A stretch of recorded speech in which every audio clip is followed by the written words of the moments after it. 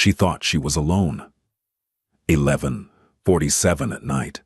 The kitchen lights were dim, steam curled up from the sink, and Seraphine Hale was crying. Quietly, carefully. Then the door closed behind her, and a voice, calm, cold, dangerously low, said, "Who did this to you?" She didn't turn around, and he added, "And don't insult me with a lie." The maid didn't know who owned that kitchen. She was about to find out. Silence. That was the first thing you would have noticed if you had been standing in the kitchen of Ronan Vale's penthouse that night. Not the kind of silence that meant peace. The kind that meant someone was trying very hard not to be heard. The overhead lights had been dimmed to a low amber glow. Steam curled from the sink in slow, ghostly ribbons. The faucet dripped, once, twice, each drop loud enough to echo off the Italian marble countertops. And Seraphine Hale stood at the edge of that sink, with her shoulders trembling. She gripped the counter with both hands, knuckles bone-white, and she pressed her lips together so tightly they'd lost all color. Her eyes were closed, her jaw was clenched, and a single tear, just one, slid down her cheek and fell into the dishwater without a sound. She thought she was alone. She had waited until every member of the household staff had clocked out. She had waited until the security rotation changed. She had waited until the penthouse fell quiet. And only then,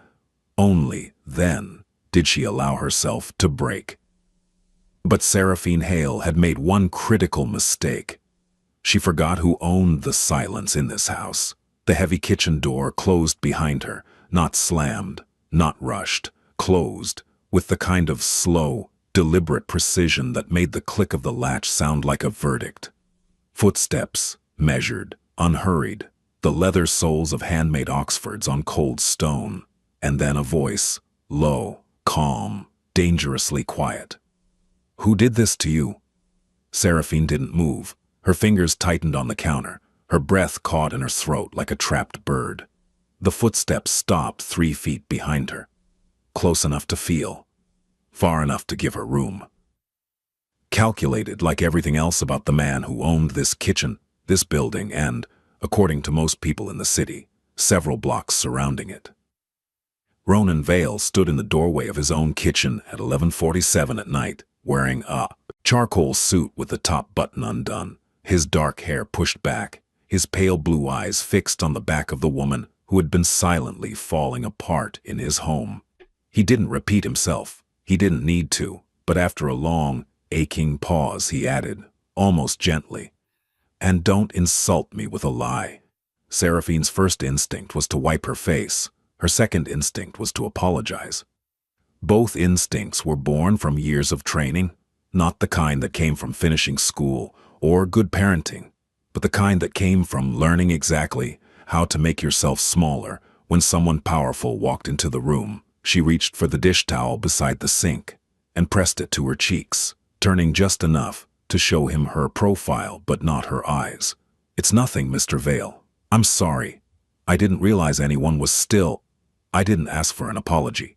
His voice was the same temperature as before. "What's a room temperature? Precise. I asked you a question." She finally turned, and there he was, Ronan Vale, 34 years old, 6'2", built like a man who had learned to fight before he learned to read. Irish-American lineage that showed in the sharp cut of his jaw and the pale, unblinking clarity of his eyes. He owned 4 restaurants in Manhattan, high-end places where a reservation took 3 months, and a cancellation fee cost more than most people's rent. But the restaurants were a front. Everyone in certain circles knew that, and the circles Ronan moved in were the kind where knowing too much was a liability, and saying too little was a survival skill. He was not a man who asked idle questions, and he was not a man who repeated them twice. Seraphine swallowed. "I was just finishing up the kitchen. I'll be out of your way in—" "Sit down." It wasn't a request, but it also wasn't cruel. That was the part that confused her. The words carried weight, but not the kind of weight she was used to. Not the kind that made her flinch. She hesitated. Ronan pulled a chair away from the small kitchen island. not for himself. For her. He set it down without scraping the floor. Precise. Controlled. Then he stepped back and leaned against the opposite counter, arms folded loosely. He didn't sit, not yet. He gave her the lower position first, the seated position, so she wouldn't have to look up at him from the floor if her legs gave out. And then he did something that Seraphine Hale did not expect from a man like Ronan Vale. He sat on the counter, not in a chair, not in the tall stool, on the counter itself, legs hanging, posture relaxed, so that his eyes were level with hers instead of above them. It was such a small thing, such a quiet, deliberate thing. But it rearranged the entire architecture of the room. She was no longer a maid standing before her employer. She was a person sitting across from another person, and that shift, that tiny gravitational adjustment, was what finally cracked her. Composure. "I'm fine," she whispered, but her voice broke on the second word, and they both heard it. Ronan didn't react. He simply watched her, not with impatience, not with pity, with the calm, focused attention of a man who had spent his entire adult life reading people, their tells, their lies, their breaking points. He noticed things. The faint, yellowish bruise on the inside of her left wrist, old, fading, almost invisible beneath the sleeve of her uniform. The way she flinched when a pot lid slid off the drying rack and clanged against the counter. The way her eyes darted toward the closed door, not toward it as an exit, but toward it as a barrier. She wasn't afraid of being in this room. She was afraid of what might come through the door. "How long?" he asked quietly. She blinked. "How long what? How long have you been afraid of closed doors?"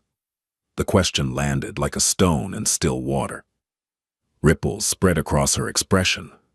Surprise first, then denial, then something deeper and more dangerous.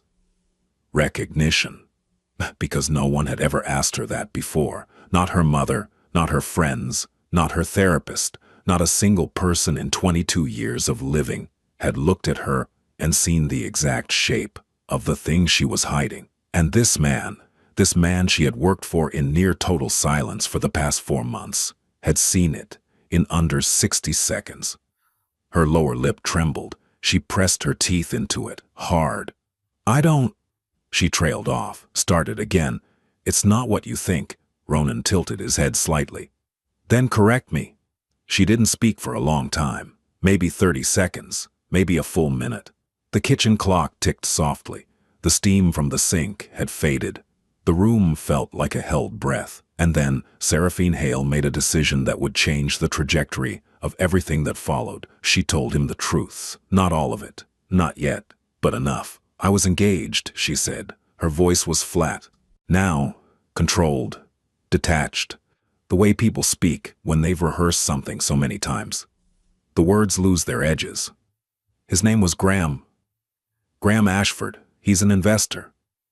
Venture capital. Very successful. Very connected. Very—" She paused. "Charming," she finished.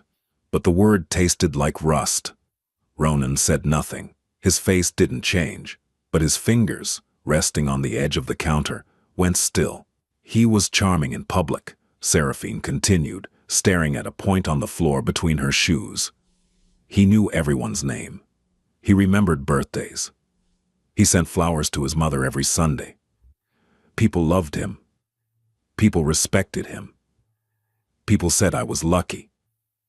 She looked up then, and her eyes were dry, which was worse than tears somehow.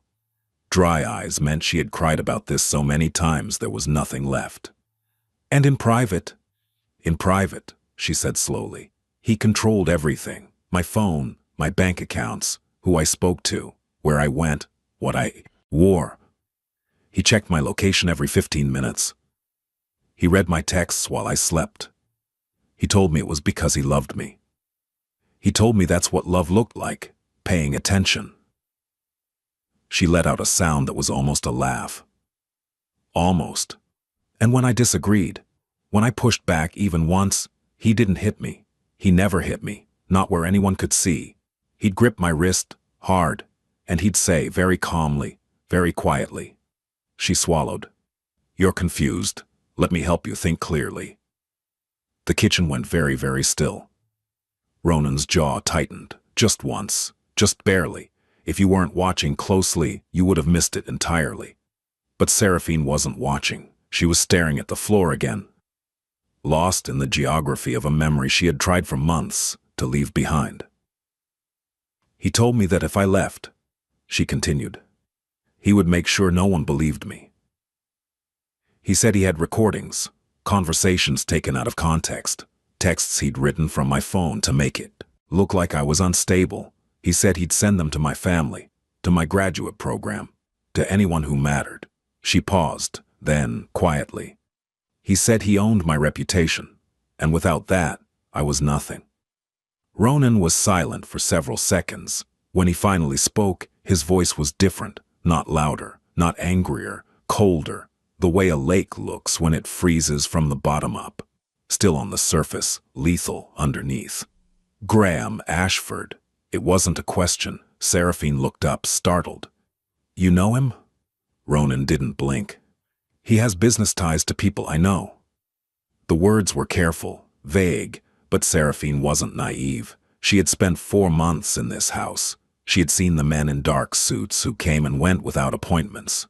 She had heard the phone calls, brief, coded, always ending with, "It's handled."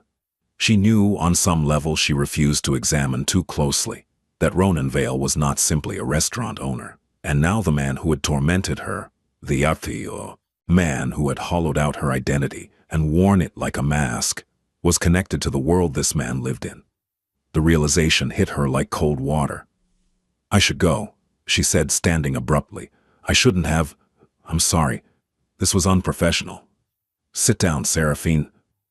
It was the first time he had ever used her first name, not Ms. Hale, not the kitchen girl, which is what most of his associates called her, when they didn't think she was listening. Her name, spoken with a weight that made it feel like something worth carrying. She sat, and Ronan Vale looked at her, really looked at her, with an expression she had never seen on his face in 4 months of watching him from across rooms. It wasn't pity. It wasn't anger. It was recognition. As if he had just realized that the woman who had been quietly cleaning his kitchen every night was fighting a war he hadn't noticed. And that bothered him, not because he cared about appearances, but because he had always prided himself on seeing everything. He leaned forward slightly. Tell me his name again, he said softly, and I'll decide what happens next.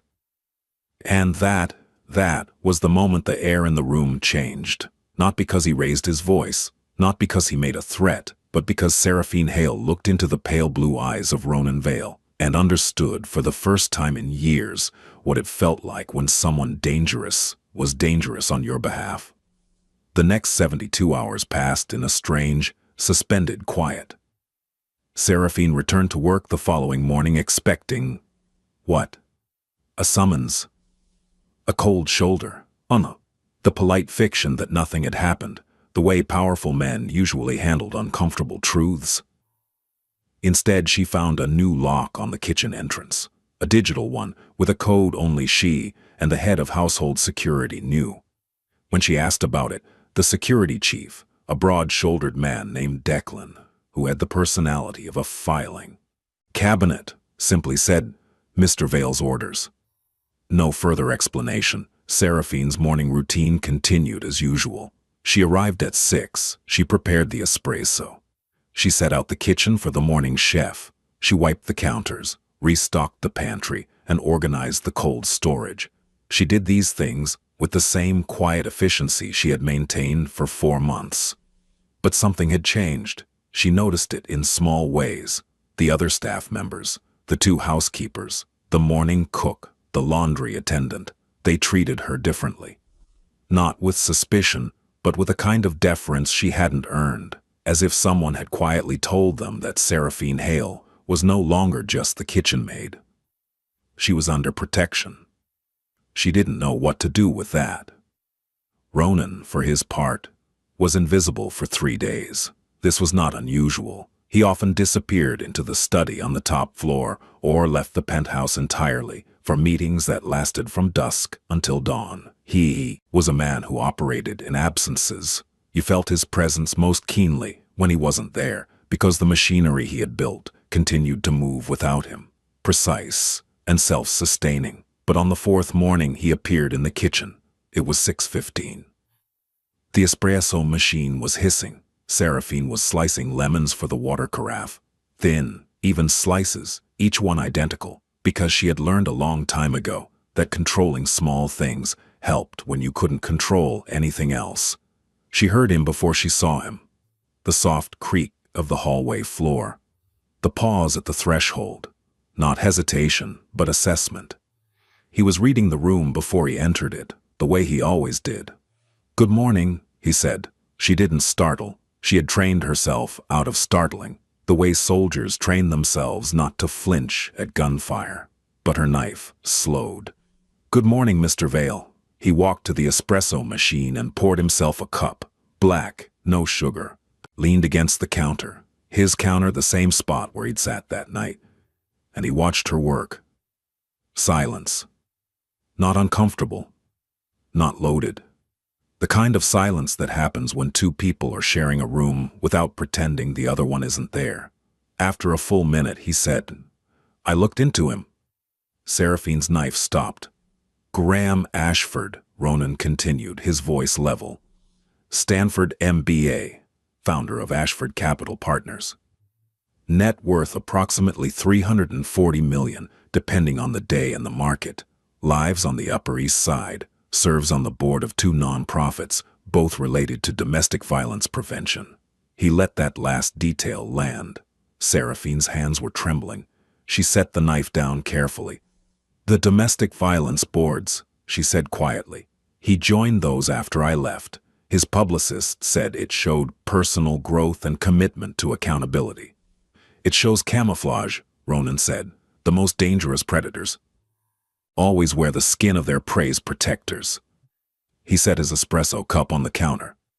"I also found out something else." She waited. "He's been looking for you." The air in the kitchen turned thin. Seraphine felt it. The way the oxygen seemed to contract.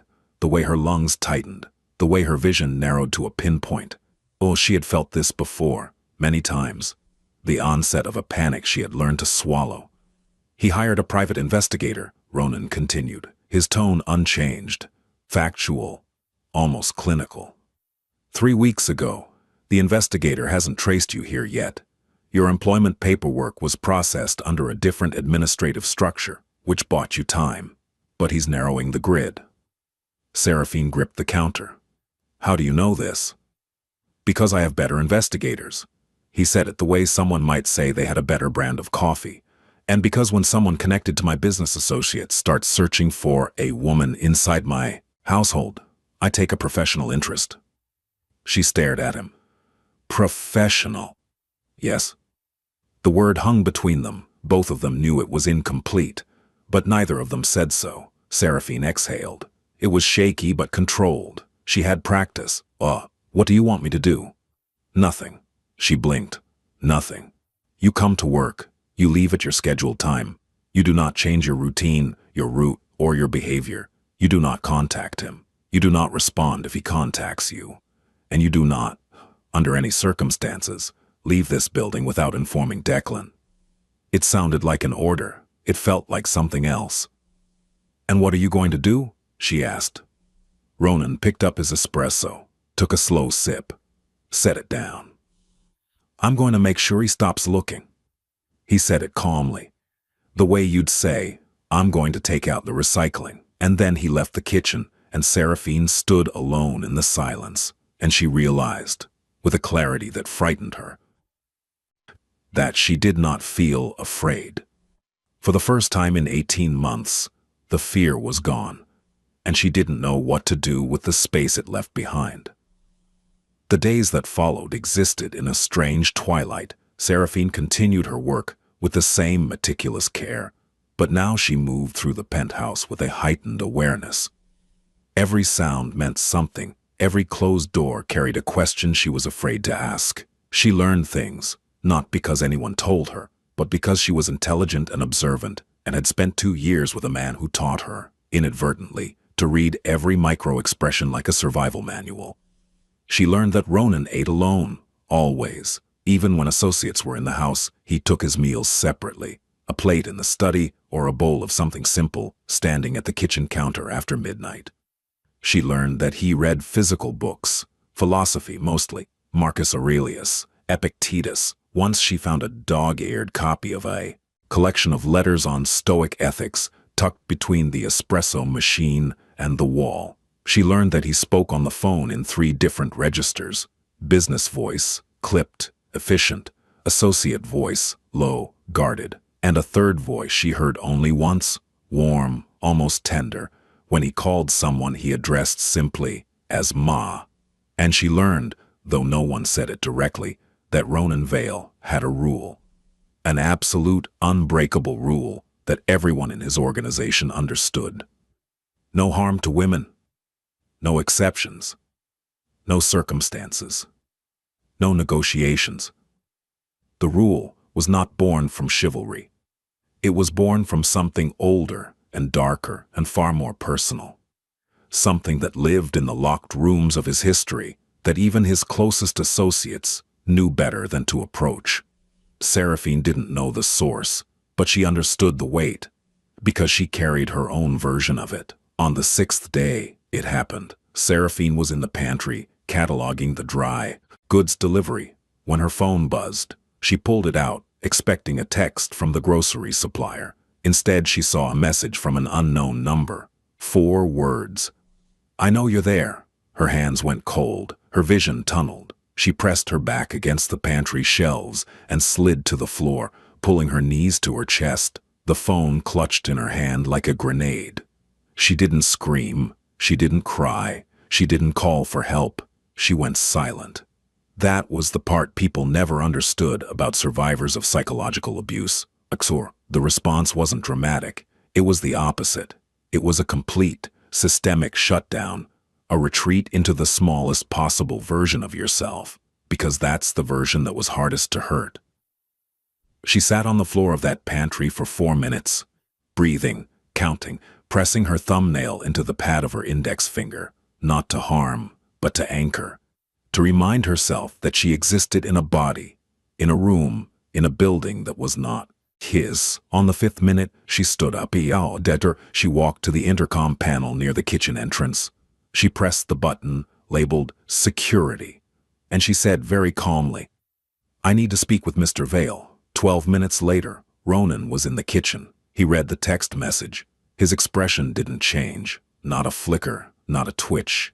He set the phone on the counter face down, the way you'd set down a card you didn't want anyone else to see. "This number," he said. "Is it his?" "It's a new one. He rotates them. He's done it before." Ronan nodded once. Then he pulled out his own phone, made a single call, and said 6 words. "Trace this. Priority. Report to me." He hung up. Then he looked at Seraphine. "You did the right thing," he said, and for a moment, just a moment, his voice wasn't cold.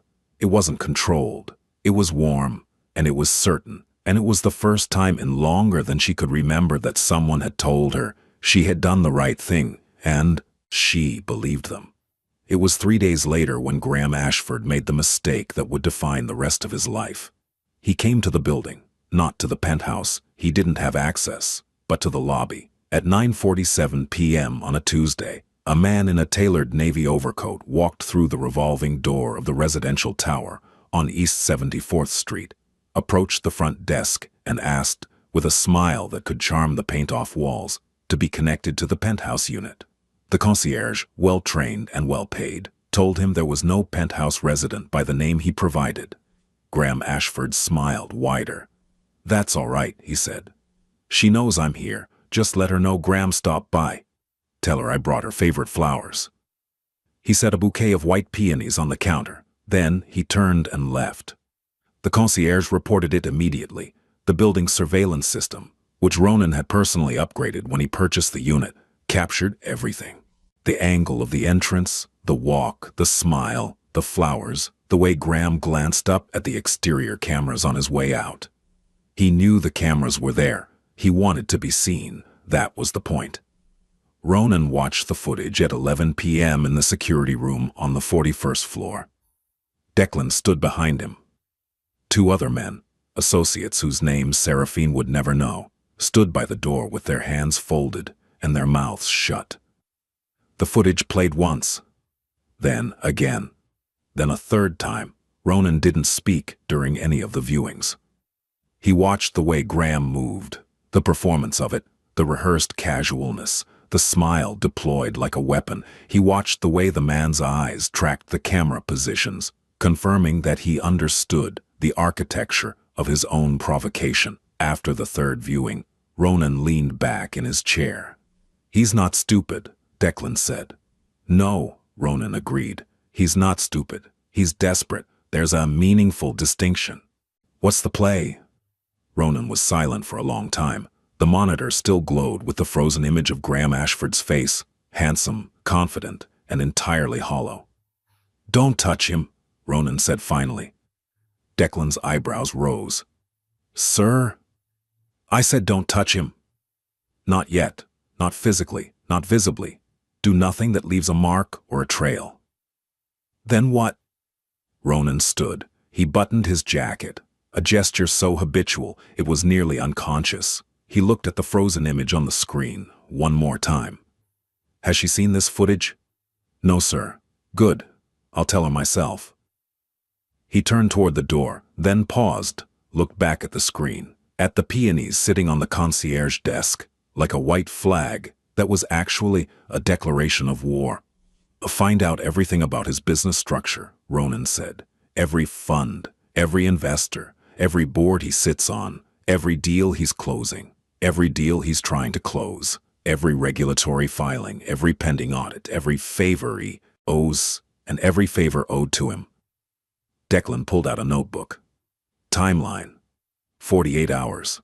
And after that," Ronan looked at him. His eyes were the color of a winter sky, clear, pale, and absolutely without warmth. "After that," he said, "I'm going to take his life apart. And I'm going to do it so quietly, he won't realize it's happening until there's nothing left." He walked out. The door closed behind him with a soft click.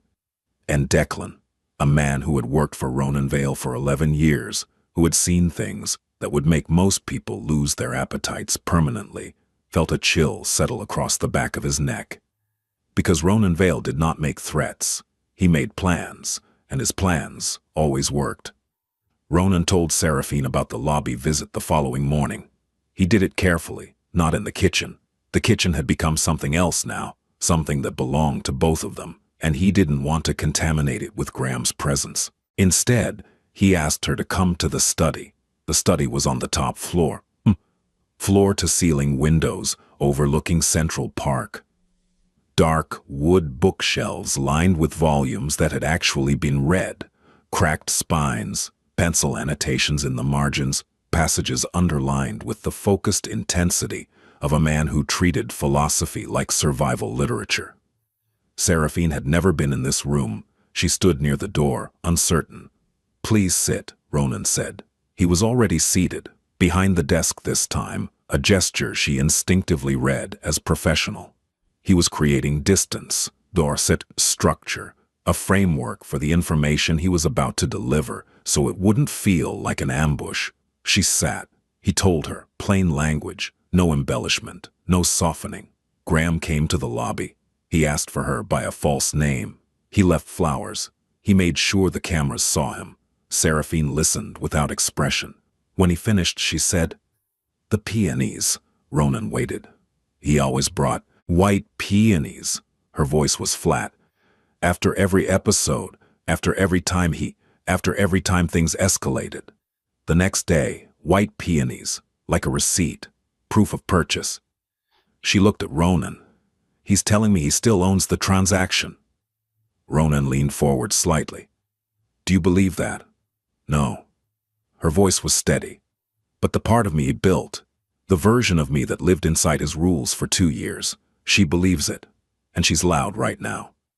It was the most honest thing she had ever said to another human being. And Ronan, a man who dealt in silence and calculation and the precise application of force, sat with that honesty like it was a living thing he had been handed. and he did not drop it. "I've heard louder," he said quietly. It wasn't a platitude. It wasn't reassurance. It was a statement of fact from a man who had spent his life in rooms with the loudest, most dangerous voices in the city. And somehow, that was more comforting than any comfort she had ever been offered. That evening, something small happened that Seraphine would remember for the rest of her life. She was in the kitchen, her kitchen, as she had begun to think of it, though she would never say so out loud, finishing the last of the dinner service preparation. The head chef had left. The sous chef had gone. It was her, and the quiet and the rhythm of a well-organized space. She heard the study door open above, footsteps on the internal staircase, the soft descent of a man who moved through his own home like a guest, quietly, as if the space might object to his presence. Ronan appeared in the kitchen doorway. Oh, he was carrying two things: a cup of tea, and a book. He set the tea on the counter beside her. Green tea, the kind she kept in the back of the pantry, the kind she thought no one noticed she drank, because she always used the same cup and always washed it immediately. He noticed. He set the book beside the tea. She glanced at it. The title was about rebuilding personal identity after coercive relationships. Bullshit. The author was a clinical psychologist. The cover was plain, understated, the kind of book that looked like it had been chosen by someone who had actually read the reviews. He didn't say anything. He didn't explain. He simply set down the tea and the book and turned to leave. Ronan. It was the first time she had used his first name, not Mr. Vale, not Sir, just his name, spoken softly, with a weight that surprised them both. He stopped, turned halfway. His profile was lit by the kitchen's amber glow, sharp jaw, strong nose, a mouth that was accustomed to silence. "Thank you," she said. He nodded, once, and left. And Seraphine stood in the kitchen with her tea and her book and the lingering scent of his cologne, cedar, something warm, something clean, and she understood that something had shifted. He was not her employer. He was not her rescuer. He was something she didn't have her word for yet. But the shape of it felt like shelter. The breaking point, when it came, didn't arrive with drama. It arrived at 2 in the morning on a Thursday, when Seraphine woke up in the small staff apartment on the 38th floor and couldn't breathe. The nightmare was the same one, the one where Graham was standing at the foot of her bed, holding her phone, scrolling through her messages with that expression, that calm, paternal, terrifying expression, while saying, "You've been lying to me again." In the dream, she always tried to speak, and in the dream, no sound came out. She sat up in the dark, sweat on her collarbone, hands shaking, heart hammering so hard she could hear it in her ears. She pressed her palms flat against the mattress and counted. 1, 2, 3, 4, 5, the way her therapist had taught her before she could no longer afford a therapist. By the count of 30, her breathing had slowed. By the count of 60, she could see the room clearly. By the count of 90, she was standing in the kitchen. She hadn't planned to go there. Her feet had simply carried her down the service corridor, through the security door, into the one room in this building that felt like hers. The one room where the counters were clean, because she made them clean, where the spices were organized because she organized them, where the silence was hers because she had chosen it. She stood at the sink. She turned on the faucet. She let the water run over her hands, warm, then hot, then almost too hot, because the heat was real and the nightmare was not, and she needed her body to know the difference. She didn't hear him come in, but she felt the air change. "You're shaking." His voice came from the doorway, not behind her. He had learned that standing behind her triggered something. He stood to the side, visible in her peripheral vision, giving her the choice to look or not. She looked. Ronan was wearing a dark t-shirt and gray sweatpants. His hair was messy, actually messy, not styled messy. His feet were bare. He looked for the first time since she had known him, like a human being instead of an institution. "I'm sorry," she said. I didn't mean to wake. You didn't. He stepped into the kitchen. I was awake. She didn't ask why. People like Ronan Vale didn't sleep easily. She knew that without being told. The same way, she knew that the books on Stoic philosophy weren't academic exercises, but survival tools. He pulled the same chair from the island, set it in the same spot. She sat without being asked. He didn't sit on the counter this time. Instead, he did something that Seraphine Hale would replay in her memory for years, decades, every time she needed to remember what it looked like when strength chose to be gentle. He knelt, not dramatically, not performatively. He simply lowered himself to one knee in front of the chair where she sat, so that he was looking up at her instead of down, so that she was, for once, the taller one, the one with the higher ground. His hands rested on his own knee, not reaching for her, not touching, present. "Tell me," he said, and she broke, not the quiet breaking from the first night, the controlled leak, the single tear, the held-together composure of a woman who had learned to cry without being heard. This was different. This was the sound of a dam failing, the sound of every wall she had built over 2 years of psychological captivity. Every defense, every coping mechanism, every carefully constructed fiction of being okay, crumbling simultaneously. She sobbed, deep, wrenching, ugly sobs that shook her entire body. She pressed her hands over her face and bent forward in the chair, and the sound that came out of her was not crying. It was mourning. Mourning the years she had lost. Mourning the person she had been before Graham Ashford had taken her apart, piece by piece, and reassembled her into something that existed only in relation to him. And Ronan stayed. He didn't touch her. He didn't speak. He didn't try to fix it, or minimize it, or redirect it. He simply knelt there. This man who controlled empires, who commanded fear, who could end careers and rearrange lives with a single phone call, and he bore witness. That was the word. Witness.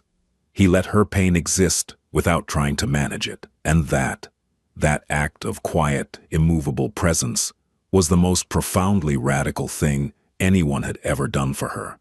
When the storm finally passed, it took 12 minutes, though it felt like an hour.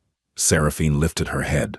Her face was swollen, her eyes were red, her hands were trembling, and Ronan was still there, kneeling, waiting.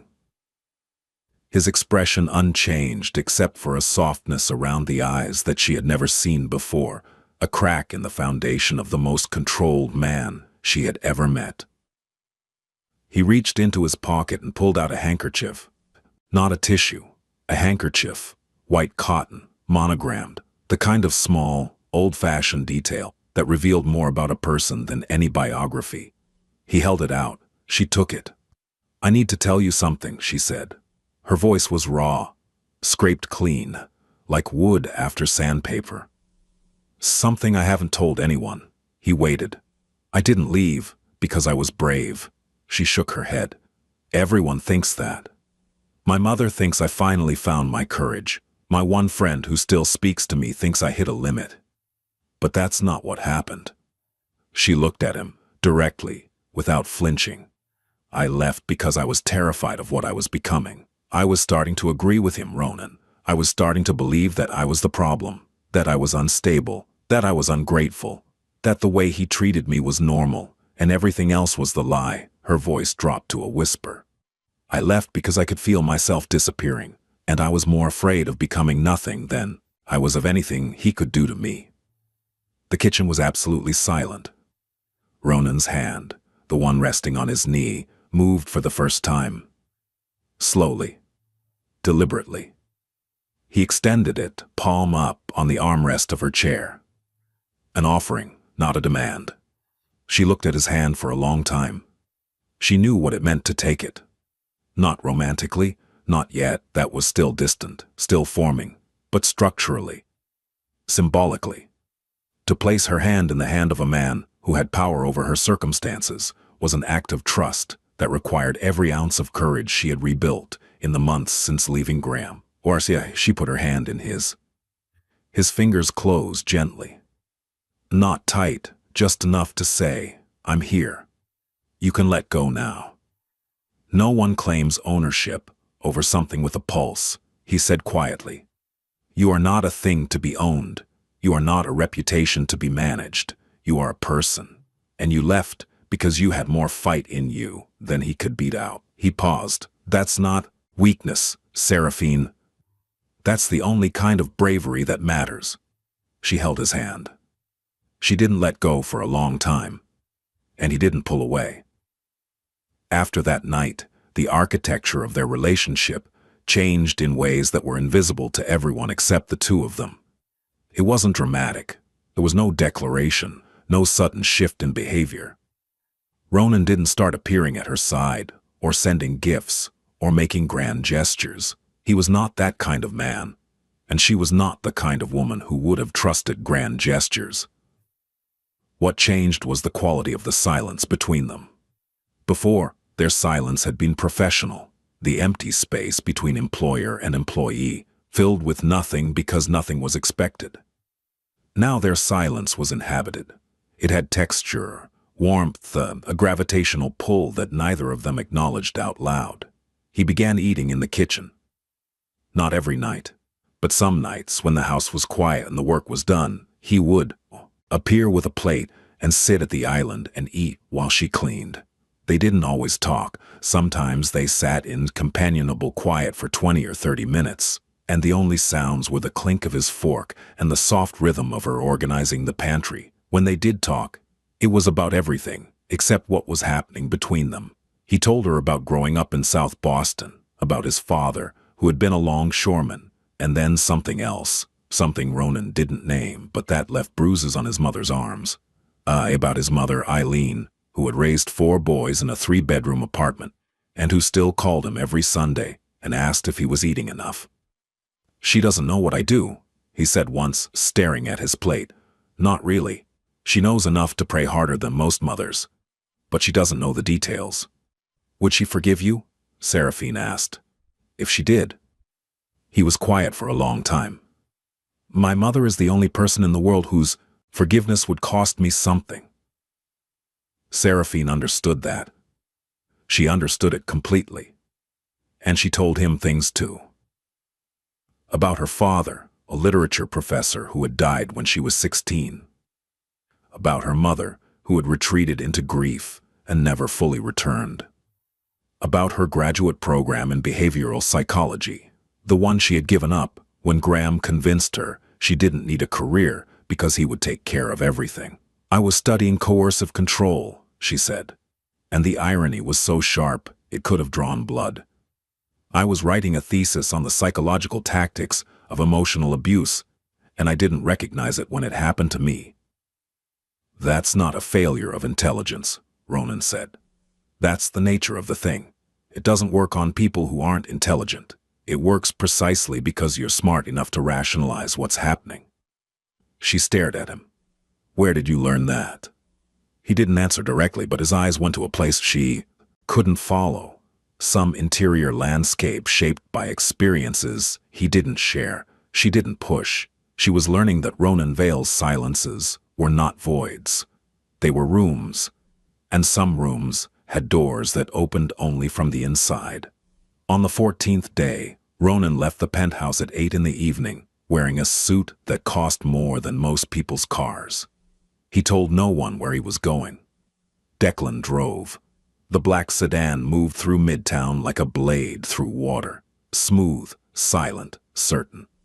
They pulled up to a private club on the Upper East Side, the kind of place that didn't have a sign, didn't advertise, and didn't exist on any map accessible to the general public. Ronan entered alone. Graham Ashford was already inside, seated at a corner table with a glass of Macallan 25 and the easy confidence of a man who believed he was the most powerful person in any room he entered. He wasn't. He just didn't know it yet. Ronan sat across from him. No handshake, no greeting, no pretense. Graham recognized him, of course. Everyone in certain financial circles knew Ronan Vale. not by reputation as a criminal, because Ronan had spent years ensuring that his legitimate business profile was immaculate, but as a restaurateur, an investor, a man with impeccable taste and connections that reached into places most people couldn't imagine. Ronan, Graham smiled, the charm offensive, deployed immediately, muscle memory. This is unexpected. Can I get you a drink? No. Graham's smile dimmed by approximately 1 degree. All right, what can I do for you? Ronan set a plain manila folder on the table. He didn't open it. He didn't need to. There's a woman, Ronan said, his voice barely above a murmur, who used to be in your life. She isn't anymore. And you seem to be having difficulty understanding the permanence of that situation. Graham's expression flickered. Just once. A micro-expression that lasted less than a second. Surprise, followed by assessment, followed by the careful reconstruction of his public face. I'm not sure what you're referring to, he said smoothly. Yes, you are. Ronan didn't blink. You hired a private investigator 3 weeks ago. You visited a residential building on East 74th Street 9 days ago. You left flowers. You sent a text message from a rotating number. These are facts. I'm not interested in your interpretation of them. Graham set down his glass. His smile was gone now, replaced by something harder. Sharper. The real face beneath the mask. She's my fiancée, he said. She's your former fiancée. She left you. The engagement ended. The relationship is over. Relationships are complicated, Ronan. People say things in anger. She didn't leave in anger. Ronan's voice dropped a register, not louder, denser. She left in fear, and you know that. You know exactly what you did to her. You know about the financial control, the surveillance, the psychological manipulation, the bruises you left in places no one would see, the threats you made about her reputation. Graham's face went very still. Well, I don't know what she told you, but she didn't have to tell me anything. Ronan placed a single finger on the manila folder. I found out on my own.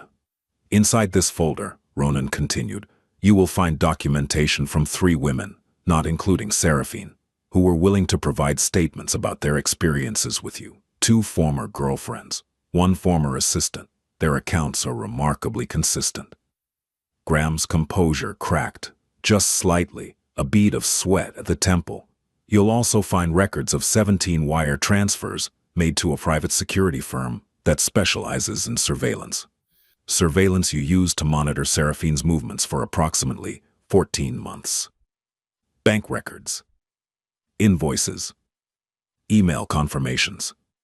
Graham opened his mouth. Ronan held up a hand. The gesture was small, but it carried the authority of a man who was not accustomed to being interrupted.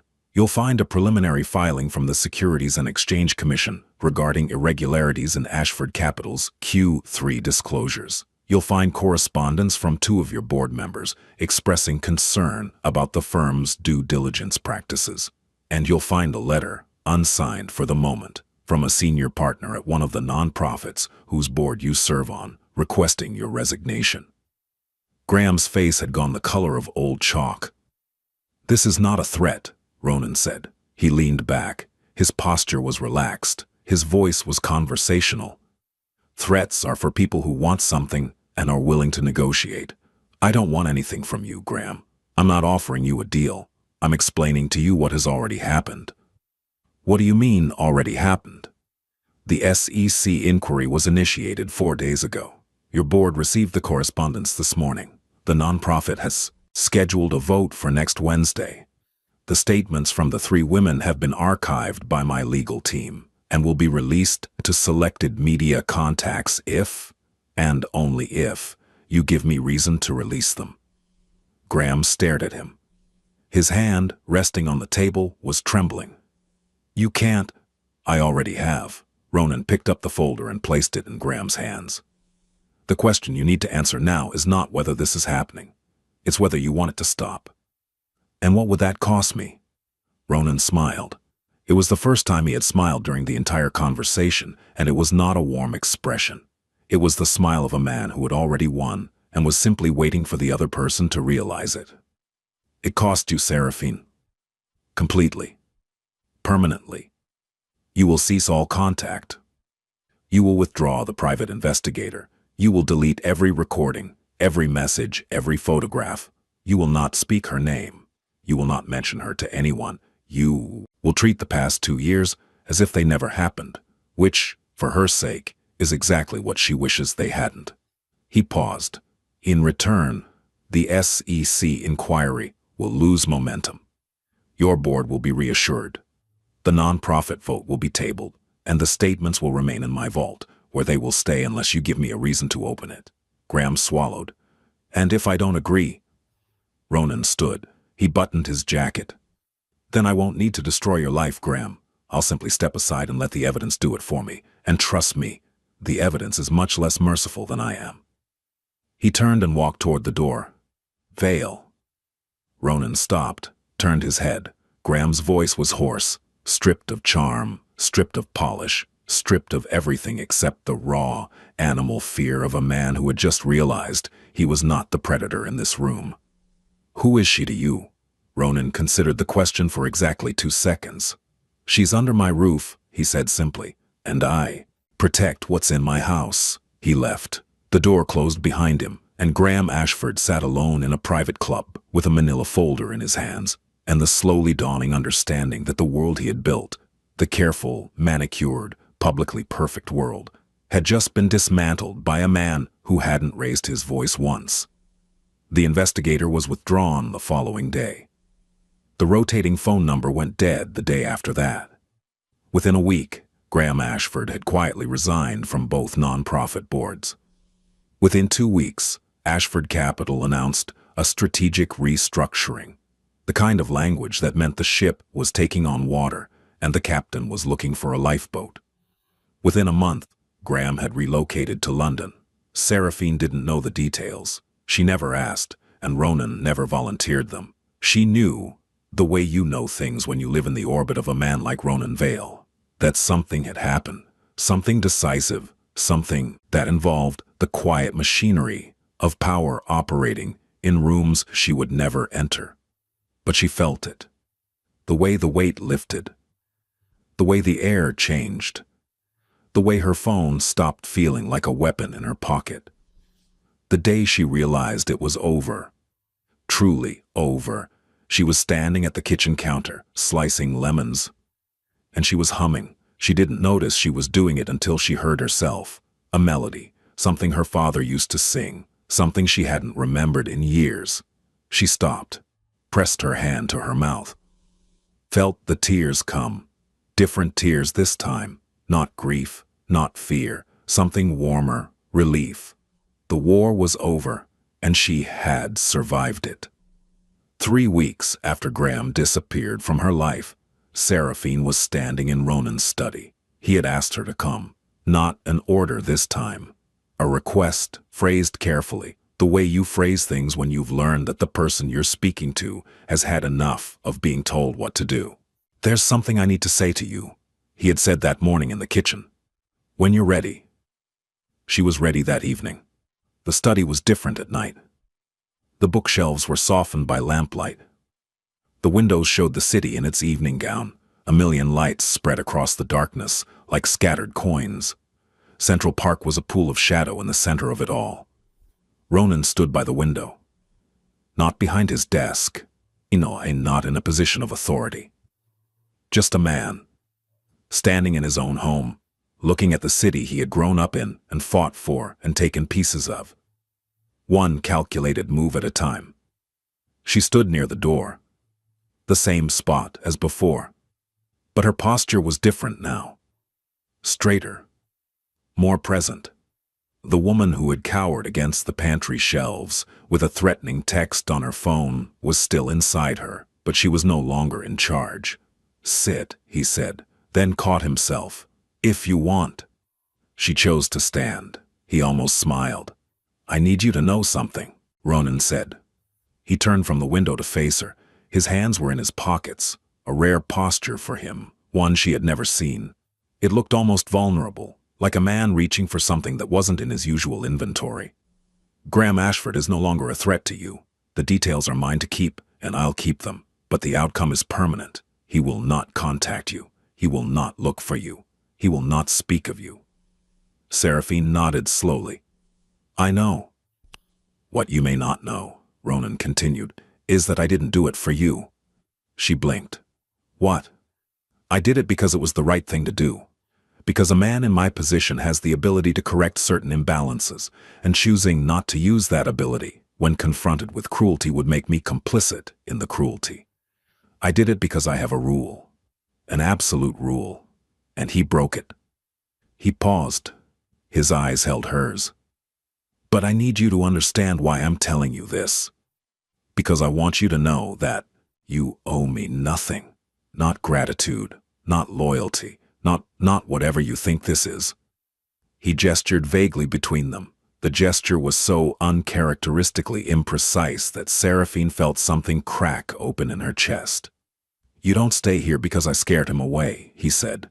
You don't stay here because you feel indebted, or because you're afraid of what happens if you leave, or because you think this is another version of the same cage with a nicer view. His voice dropped. If you stay because you feel safe. Not because of me. Because of yourself. Because you chose it. The room was very quiet. The city hummed below them, 42 stories down, and Seraphine Hale stood in the doorway of Ronan Vale's study and felt, for the first time in years, the full weight of being offered a choice by someone who genuinely intended to honor whatever she decided. She didn't speak immediately. She needed the silence, not the survival silence, the kind she had used with Graham. The silence that was a shield and a submission and a disappearance. This was a different silence. The kind that exists when you are standing at the edge of something new and you need a moment to find the words. She thought about the past 4 months, about the kitchen and the tea and the book and the chair he always pulled out for her, and the counter he sat on so she wouldn't have to look up. About the handkerchief and the kneeling and the hand held open like an offering. She thought about the version of herself that had walked into this building, hollowed out, running, invisible, and the version of herself standing here now, scarred, yes, changed, yes, but solid, present, occupying her own shape again. Ronan had not done that. She had done that, but he had given her the space to do it. The room, the quiet, the extraordinary disciplined restraint of a man who had every kind of power and had chosen, deliberately and consistently, not to use it on her. I want to say something, she said. He nodded. Tata, you asked me that first night who did this to me. I remember. The answer was Graham, but that's not the whole answer. She took a breath. The whole answer is that I did this to me too. Not the abuse, that was him. But the staying, the silence, the disappearing. I participated in my own erasure because I was too afraid to be loud. She stepped forward. 1 step, 2. I'm not afraid anymore, she said. And I need you to know that I'm not standing here because you saved me. I'm standing here because I saved myself. And you... Her voice wavered just slightly. You were the first person who treated me like someone worth saving. Ronan's composure shifted. Not dramatically. Not visibly to anyone who wasn't standing 3 feet away, watching his face by lamplight in a room on the 42nd floor. But Seraphine saw it. A softening, a fracture in the granite, a glimpse of the man behind the machinery. You are worth saving, he said quietly. You always were. She closed the distance between them, not him, her. She reached up and placed her hand on his jaw. Her fingers were steady, not trembling, not shaking, not uncertain. She felt the warmth of his skin, the slight roughness along his jawline, the way his breath caught when she touched him. And she kissed him, slow, intentional, earned, not a kiss born from gratitude or desperation, or the heated chaos of a dark romance narrative. A kiss born from choice, from clarity, from the deliberate, conscious decision of a woman who had spent 2 years having her choices taken away, choosing, finally, freely, completely, to step towards someone instead of away. Ronan's hands came up, one to the small of her back, one to the side of her face. He held her the way you hold something you've been afraid to reach for, carefully, reverently, with the full awareness that it might be taken away. The kiss lasted 7 seconds. When they pulled apart, his forehead rested against hers. "Are you sure?" he whispered. "I've never been more sure of anything." He closed his eyes, and Seraphine Hale, who had survived psychological captivity, who had rebuilt herself from fragments, who had learned to slice lemons with precision and brew tea in silence and exist in the margins of other people's lives, stood in the arms of a man who terrified cities and felt, for the first time, what it was like to be held without being trapped. Months later, the kitchen. Late night, steam rising, not from the sink this time, but from 2 cups of tea sitting side by side on the counter. Seraphine was standing at the island, going over notes. She had re-enrolled in her graduate program, behavioral psychology, coercive control, the thesis she had abandoned 2 years ago. Ronan had said nothing about it when she told him.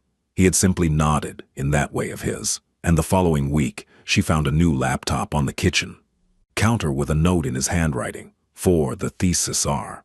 She was studying when she heard it, the heavy kitchen door, closing, slow, controlled, click, footsteps. She didn't flinch, she didn't tense. She turned and she smiled, and there he was, standing in the doorway of his own kitchen in a t-shirt and bare feet, his hair messy from sleep, his eyes soft in the amber light. He walked to her. He stood beside her. He picked up his cup of tea and took a sip, and then he looked around the kitchen, at the clean counters and the organized pantry and the steam curling toward the ceiling, and he said, "No more ghosts in my house." She leaned into him. His arm came around her, easy, natural, the way gravity works, invisible until you stop fighting it. "No more ghosts," she agreed. The city hummed below. The steam rose, and in a kitchen on the 42nd floor of a building in Manhattan, in the home of a man who had built his life on control and found his match in a woman who had survived being controlled, there was silence. The good kind. The kind that meant peace.